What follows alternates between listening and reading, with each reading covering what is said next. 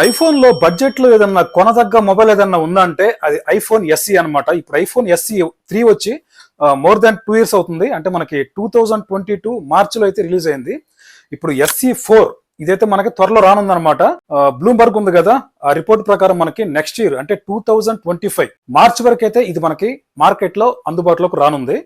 దీని స్పెక్స్ చూసుకుంటే మనకి ఐఫోన్ 13, 14 మోడల్స్ ఉంటాయి కదా, వాటికైతే ఇది సిమిలర్ గా ఉండబోతుంది.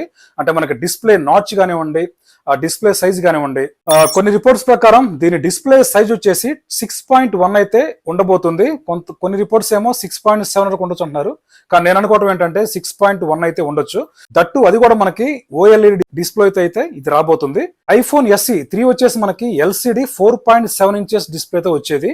ఇది మాత్రం 6.1 ఇంచెస్ తో వస్తుంది అనమాట మార్కెట్ లోకి. ఇక నెక్స్ట్ మనం ప్రాసెస్ చూసుకుంటే దీంట్లో max Apple bionic chip 17 Pro గానీ అలాగే 18 గానీ రావచ్చు. ఎందుకంటే వీళ్ళు యాపిల్ ఇంటెలిజెన్స్ తేవాలి కాబట్టి ఈ రెండు ప్రాసెస్లే సపోర్ట్ చేస్తాయి అనమాట. ఇక కెమెరా డిపార్ట్మెంట్ విషయానికి వస్తే బ్యాక్ మీకు 48 మెగాపిక్సెల్ సింగిల్ కెమెరా అయితే దీంట్లో రానుంది. 12 మెగాపిక్సెల్ ఉండేది ఇంత ముందు యాపిల్ ఐఫోన్స్ ఎస్ఈ3 లో. దీంట్లో మాత్రం 48 మెగాపిక్సెల్ అయితే తీసుకురానున్నారు బ్యాక్ సింగిల్ కెమెరాతో. ఇంకా ప్రైస్ విషయానికి వస్తే యాపిల్ ఐఫోన్ ఎస్ఈ3 వచ్చేసి మనకి 2022 లో 43-44,000 ఆ ప్రైస్ సెగ్మెంట్ లో పెట్టారు. కానీ ఈసారి వచ్చే యాపిల్ ఐఫోన్ ఎస్ఈ మాత్రం మనకి అరౌండ్ ఒక 49 to 50K వరకు అయితే తీసుకురావచ్చు అని నేను అనుకుంటున్నాను.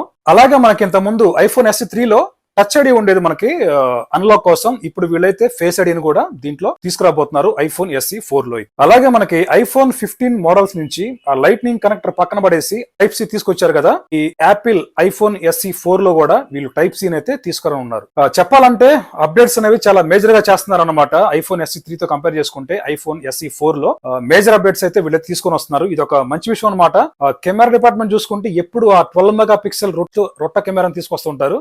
మంచి విషయం ఏంటంటే ఈసారి వీళ్ళు 48 మెగాపిక్సెల్ కెమెరా అయితే తీసుకొచ్చారు. ఏదైతే మనకి ఐఫోన్ 15 నుంచి తీసుకొచ్చారు కదా కెమెరా డిపార్ట్మెంట్ లో, ఇవైతే చేంజెస్ కనిపిస్తూ ఉన్నాయి. అలాగే వీళ్ళు యాపిల్ వాళ్ళు డిస్ప్లే లో రిఫ్రెష్ రేట్ కూడా పెంచాల్సి ఉంటుంది. వీళ్ళు 50K to 1 lakh పెట్టినా కూడా మనకి ఎప్పుడో పాతకాలపు చింతకాయ పచ్చడిలాగా 60 Hz రిఫ్రెష్ రేట్ డిస్ప్లే అయితే తీసుకొని వస్తున్నారు మన ముందుకి. ఇంకా వీళ్ళు కనీసం 120 Hz రిఫ్రెష్ డిస్ప్లే వాడినా సరే బాగుంటుంది.